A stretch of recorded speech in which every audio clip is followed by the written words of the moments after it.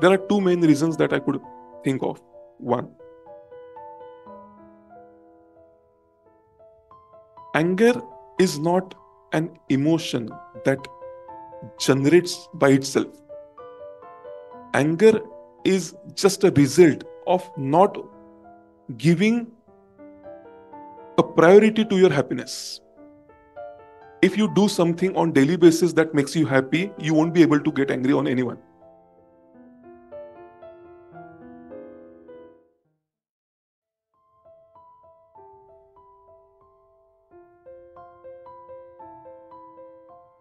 However, we try to control the anger, our anger, completely understanding its consequences, that it will attract negativity within us.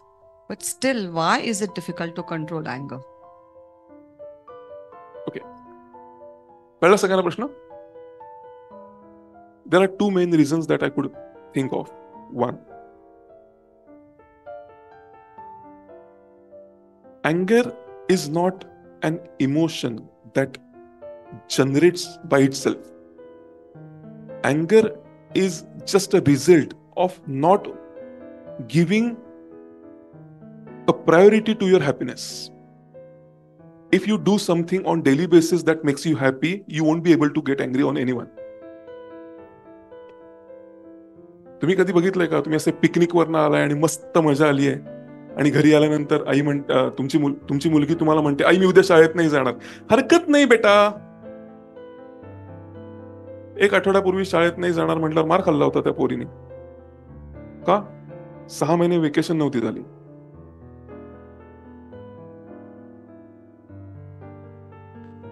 तुमच्या हॅपीनेसला priority ही न दिल्याचा result आहे अँगर. अँगर म्हणजे काय? Now if you want to consume any more energy from your mind, first earn it. Your mind energy at this level, bottom has your mind energy is so low that anything that you want to invest your mind energy in, the energy is not available. So what do you want to invest your mind energy in? Taking right decision. I know anger is bad, but for knowing and getting that knowledge into implementation, energy is required and energy is missing. So even though you know anger is bad, you get angry. त्या विवेकाला energy लागते ना process करायला, की करू का नको. तो विवेक आहे ना, त्याला एनर्जी लागते आतमध्ये त्या थॉटला.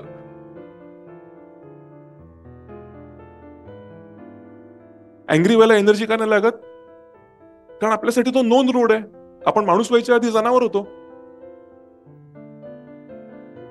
गीतेमध्ये काय सांगितलंय? दुर्योधन, अर्जुन आणि कृष्णा, दानव, माणूस, डिव्हिनिटी, हे 3 स्टेजेस आहेत. अर्जुन मध्ये अडकलाय. कृष्णाची जबाबदारी एवढीच आहे की त्याला खाली सरकू द्यायचं नाही. दुर्योधन जनावरच आहे.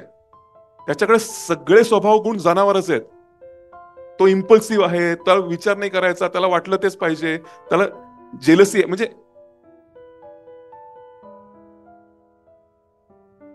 तुम्ही एक कुत्रा आहे ना इथे, त्याला तुम्ही हे असं करा, ते दचकत. तुम्ही 2 मिनिटं फिरून या आणि त्याला असं करा, परत दचकत. त्याला हे नाही माहिती हा मागाशी आला होता आणि परत केलं होतं त्यांनी.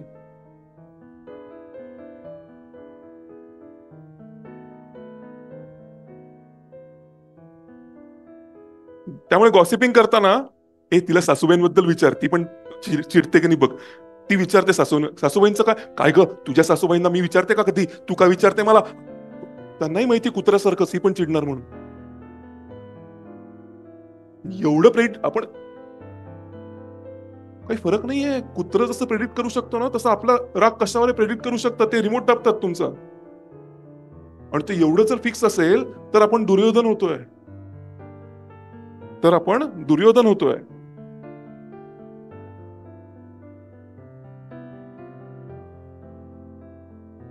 कृष्णाचं म्हणणं असं आहे, अर्जुना तू ब्रिजवरती आहेस आणि ब्रिजवरती घर नाही बांधतायत बाबा, तिथे राहू नकोस, सरक इकडे.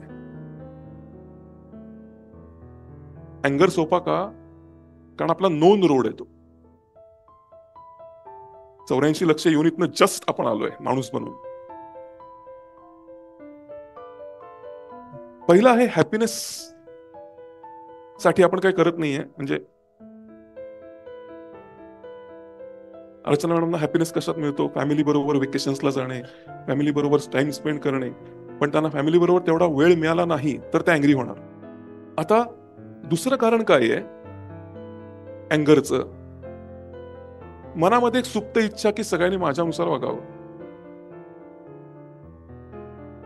एक सुप्त इच्छा असते की जग माझ्यानुसार चालावं. आणि ती जर पूर्ण झाली नाही तर अँगर हा रिझल्ट. मला फक्त माझ्यातल्या कृष्णाला एक्सप्रेस करायचं आहे. दुसऱ्या कृष्णाची जबाबदारी मेन ब्रांच मधल्या कृष्णावर तरी नाही. हा अँटीटोड आहे.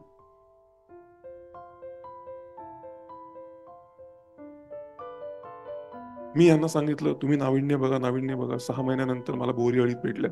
नाविन्य बघितलं का? नाही. हरकत नाही. काय मग काय कसं चाललंय?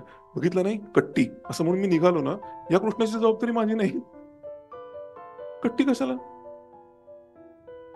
मी सांगितलं तिथं माझं काम झालं. हे काम झालं न होणे अँगर देत. झालं इथे.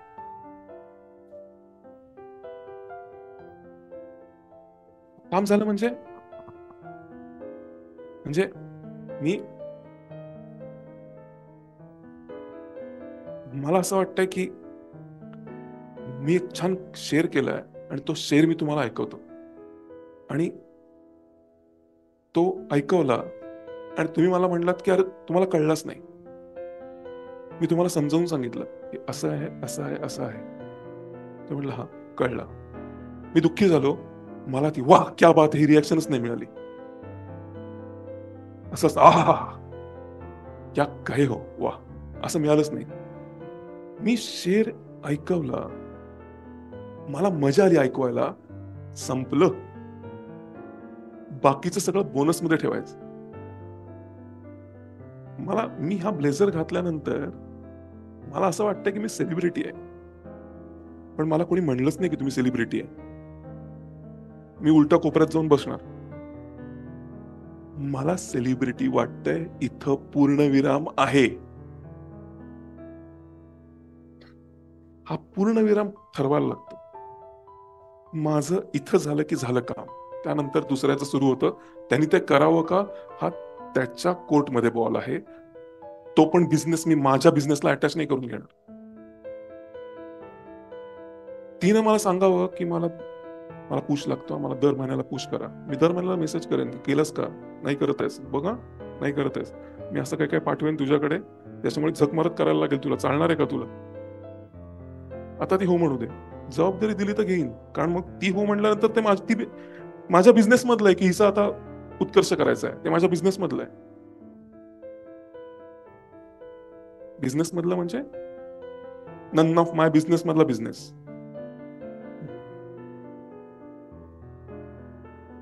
पण तोपर्यंत पूर्णविराम जरासा अलीकडे येतो की सल्ला दिला आता तिच्याकडे. कळलं?